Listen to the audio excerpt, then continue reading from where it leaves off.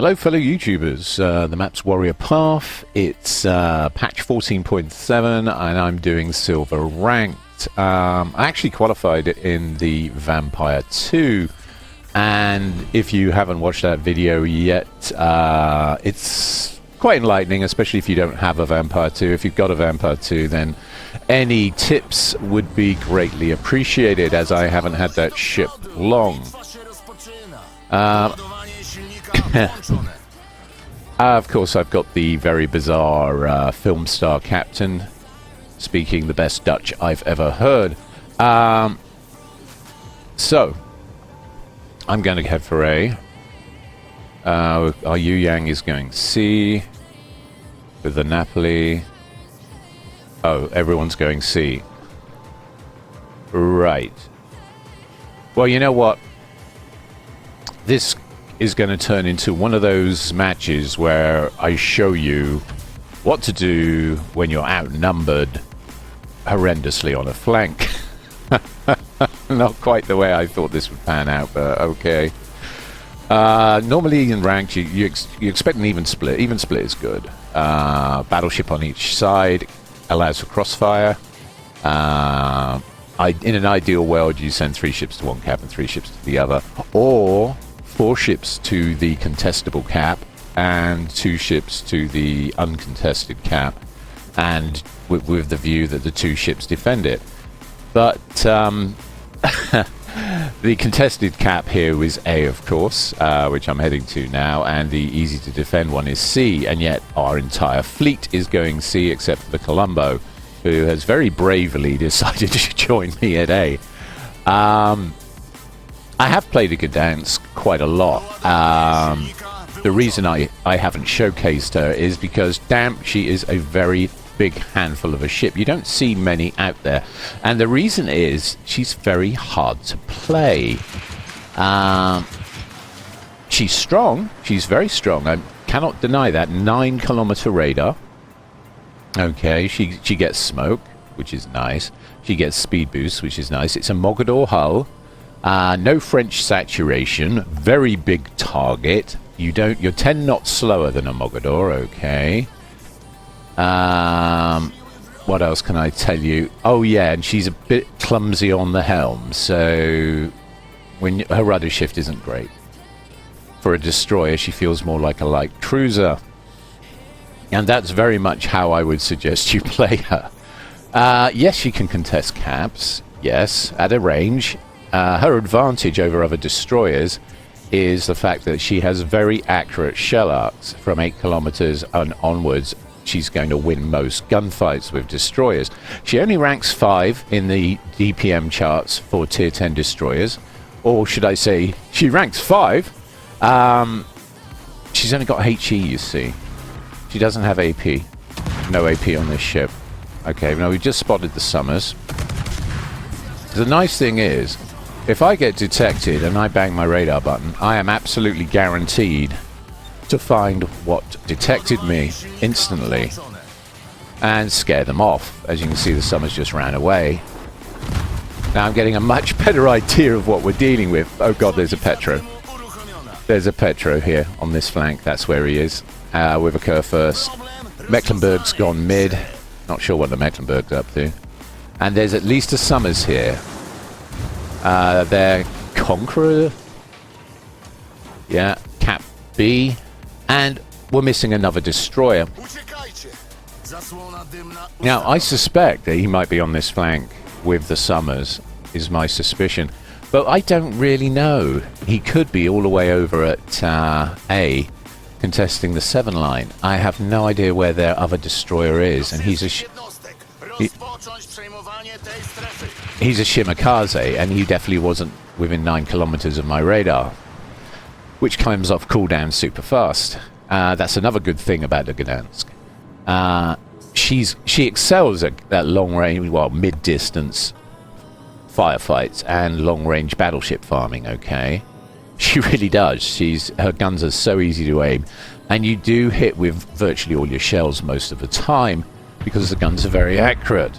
Hence the reason her DPM, if you like, is in real life is possibly a little higher than on the charts in terms of value, because you're going to hit with virtually all your shells all the time, which is less than could be said of ships like the Haragumo or the Kitakaze or the Marceau, right? It's at short range you have issues, so using your radar to keep people at range from you will assure you a pretty reasonable time. But she's such a handful. This ship is so hard to juggle. I find her exhausting, if I'm honest.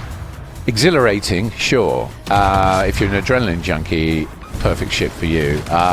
She's more of a handful than any French destroyer I've ever used. Much more of a handful. You can't afford to stay in the fight if you've got 3 or 4 ships on your side of the map that are aware of you, because you're huge. You're such a big target. You really are very easy to hit. Yes, you've got smokes, so you can disengage with smoke, and you can farm using your smoke. The radar is nice, okay? It's a really nice feature. But there was no way on God's green earth that we were going to ever cap A. Never going to happen. So I'm forced to retreat. I'm forced to run.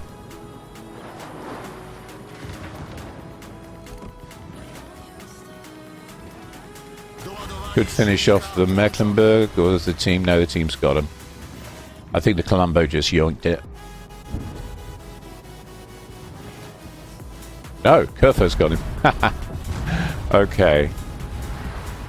Now, still no sign of the Shimakaze. Summers still seems to be on cap.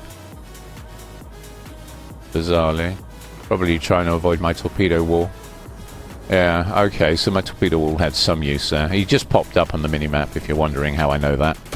And I'm lit, so the probably another destroyer around here somewhere. Am I still lit? Yeah, and I'm covered. There he is. Oh, they're both here. Uh-oh. And they both want me dead. Okay. So I've got a Summers and a Shimakaze, and the Shimakaze is closer than I would like. A lot closer than I would like. Okay. Well, I panic smoked to disengage, but I think we can push the Shima, so let's do that. Looks like he's already launched towards our fleet.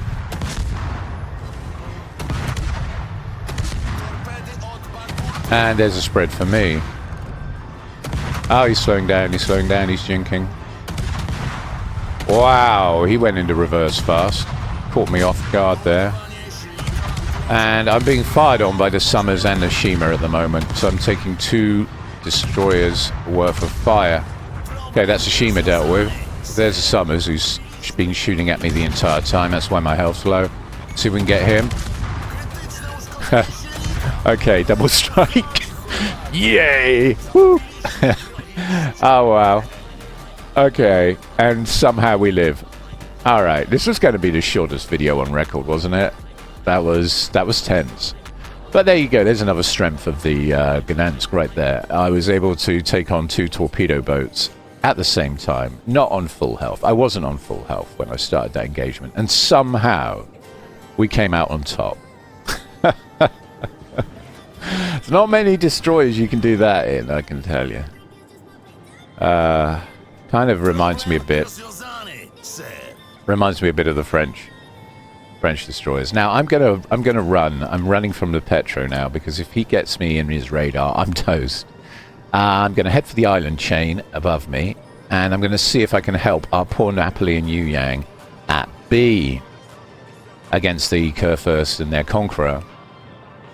Because I can use the islands, I should be able to project HE rounds over the top, and with my adrenaline rush as high as it is now, with only 174 hit points left, my already pretty fast reload of around 3.5 seconds will be significantly less. Let's go. Right, there's a great spot up ahead of me. This is a really good place to farm battleships from, because there's a couple of islands I can use for cover, and I will need them if they get within a hair's breadth of me with a HE round, it's over. I can't believe this. Double strike. That's still going. That was hilarious. Our Columbo did well, didn't he? He extracted. I told him to, and he did, which is amazing. And the team followed my instructions on attacking A, and they just went for it. I say that. B. Sorry, do excuse me. I'm getting my caps mixed up. B. They attacked B when I told them to. Right, let's go.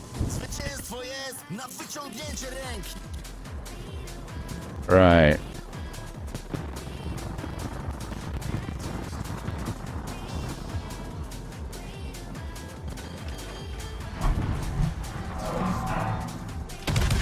Okay, we start shooting from here. This should be able to farm some damage. I'm lit. Why am I lit? Oh, there we go. Just going to smoke up because I really don't want to be lit, and I really don't want the. Oh, they Columbo dealt with the Petro. Good. That secondary fire there from the Kurfürst almost had me. But look at these guns. Look at those arcs. I mean, you see what I mean? They're so easy to use. Even at 12.3 kilometers, I can land most of my shells effectively on that Kurfürst and set fires. There's 2 fires going already. She is a wicked little fire starter, the Gdansk. Okay, and it looks like we've got the Kurfürst. He's mine. Unless someone yoinks him. Yeah, Kurfürst yoinked him. Do you know, I'm seeing a pattern here from that Kurfürst.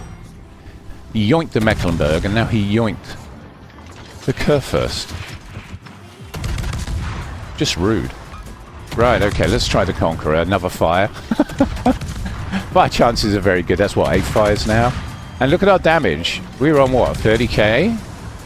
And we weren't in the most advantageous of positions. But you find yourself an island and do this and smoke and send out your Halland-esque torps that have a very decent range of 10 kilometers on them. And all of a sudden, you're doing God's work. Oh, we've gone over 100k. Ooh. Good guess, Conqueror. Good guess. Glad your dispersion would let you down there, but bloody hell. That was an adrenaline rush and a half. Whew. Okay. I'm kind of glad I'm showing you this match now. I'm definitely putting this one on my channel. I'll tell you why. It shows you the strengths and weaknesses of a ship rather well. Yeah, you need to know when to run in the Gdansk. And the reason I think that lots of people aren't playing her is because she is a very hard ship to play. High skill ceiling. Once you know how to play her, fantastic. Absolutely fantastic boat. Lots and lots of fun in your life. Although she's going to use a lot of your energy. Okay, let's try another one. Let's see if we can do better. Okay, maps trap. Now we got a Libertad, an Ohio, a New York, a Stalingrad, a Shimakaze, and a Z44 to worry about. And riding with me is a Minigumo, a Hindenburg, a Surugi, oh, a Republic, and a Kremlin. I say, oh, I was one of the first people to get a Surugi. It just popped out of a crate at me. I'm kind of lucky like that, and if that annoys, I understand. I'm basically seem to be friends with RNGs when it comes to crates. But seriously though, the Surugi, she has been buffed. She has been buffed, but dreadful ship. Absolutely. Oh, there are so many better picks at her tier, at tier 9. Than the Surugi. So if you haven't bought her and you're thinking about buying her, save your money. Honestly, she's really not that great. She's a 6-gunner and massive citadel, quite soft, very much a flanker. She's a soft, fast battleship, and she's got the rather unusual ability to launch deep water torpedoes, but only when kiting away, really. Let's be honest, the arcs aren't great, and she's really quite awful. So don't go there. Anyway, I'm running into A with the Minigumo, and he's very much acting like a paid actor. It's like we're on voice together. I like this guy. Because you know what? We can use this, and I'll tell you how. We're going to slow down. And I'm going to let the Minigumo have point. And the reason I'm going to do that is because if there's a destroyer going into a Ashima or a Z44, he'll light him for me.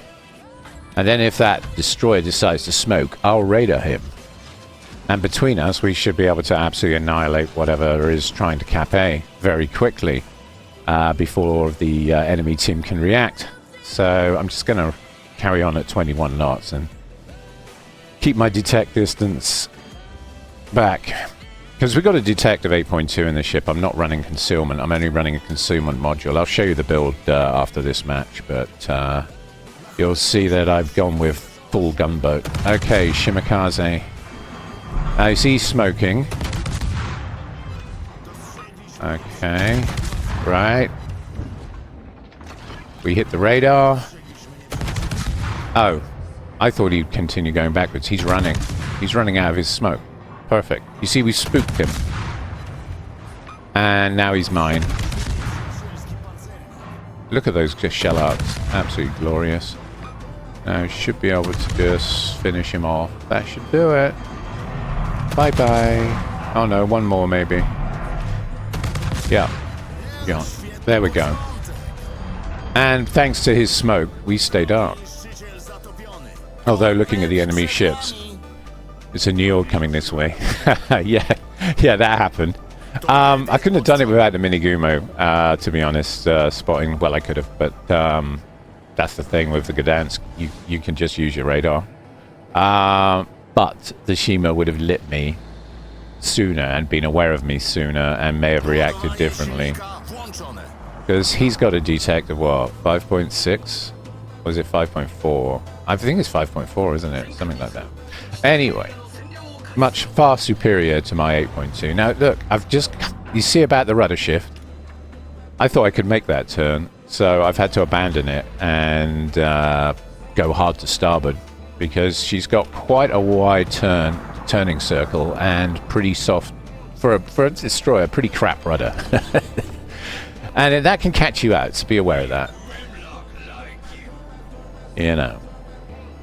Now, I think my team's laughing at the Hindenburg for hanging back, but it's a Hindenburg. He'll have range mod on, won't he? He'll be like shooting from 18 kilometers all match to make himself really hard to hit. Which is kind of a random playstyle rather than a ranked playstyle. Everything's a lot more close range in ranked. If you play like that in ranked, people are going to laugh at you. So that's probably what's going on there. Okay, so we got a Libertad near the cap at B. We don't know where the Z44 is yet. No one's seen him. So I'm just going to keep half an eye on that Libertad. If he pushes, we can torpedo him. And we are close enough with these fast torpedoes, these 84-knot torpedoes. They're basically Hallentorps, pretty much. Right, we're going to chuck some smoke on and farm the Ohio, just in case the Libertad decides to push. There's the Z44. He's tucked up right behind the Libertad. Okay. Got a fire on the Ohio. I'm shocked, right? Honestly, the fire chances on these guns are very good for a destroyer. It's very good indeed.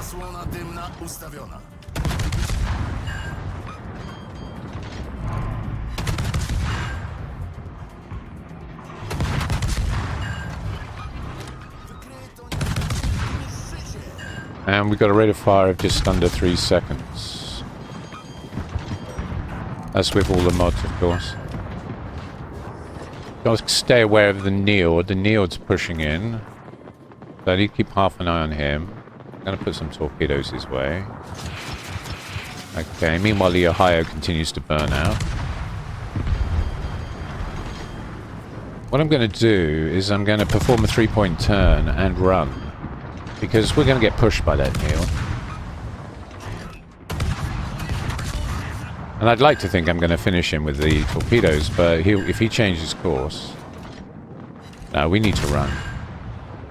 Knowing when to run is a very important part of the whole Gdansk playstyle. We caught him with 2 torps. There you go, we've got a flood. But knowing when to get out will keep you alive. You are incredibly soft. God. The tension. So you really don't want to find yourself in close engagements with enemy ships of any type, really. Because you're big. You've got the Mogador hull. You're a massive ship. There we go. That's the Neil dealt with. He flooded out. Okay, good. The torpedo armament on this ship is strong. It's not the strongest, but decent reload time. You get 10 torpedoes in groups of 5. You just can't argue with that. Can't argue with that. See, look, 2 ships gone already. And I'm looking at an Ohio that's about to go down. Might be able to yoink him. And of course the Libertad that's moving across, but I'm very aware of the Libertad's secondaries. Let's try and yoink the Ohio. Ah! Okay, Republic got him. That's fine. Now look at the amount of secondary coming from the Libertad. Honestly, that battleship is absurd. It's another good reason to run your guns at the longest range they can handle. Because you you want to stay out of range of that. Damn my fat thumbs. I punched the radar button there by accident. Okay, wasted a radar. That was naughty. See, I'm human too. Yeah, coming, buddy. Yeah, the Minigumo has requested support. I'm doing a lazy circle and then I'm going to head... You see what I mean about the turning circle, though? It's not great. I'm going to turn back into cap. Should be able to get some fires on the Libertad from here. There we go. There's a fire right there. Honestly, the fire chance on these... He's hardly moving, though. He's literally doing quarter speed. So we're trying to just drop the shells onto his deck. There we go. And of course, be mindful of his secondary. I mean, we're at 13.5 kilometers. And he's hitting me with secondary fire. That's how big we are, right? Honestly, other destroyers, I don't get this sort of problem with secondary battleships. Probably because I'm moving too fast. I mean, I don't get this problem in the Kleber. At 13.5 kilometers to a Libertad, I'm moving at about 55 knots, and the secondaries struggle to even scratch me. But not so much in the Gdansk. Right, let's keep the pressure on.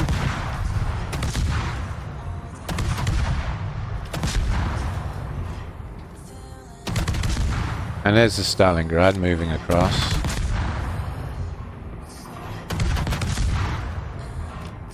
And down he goes. Right, Surugi got him.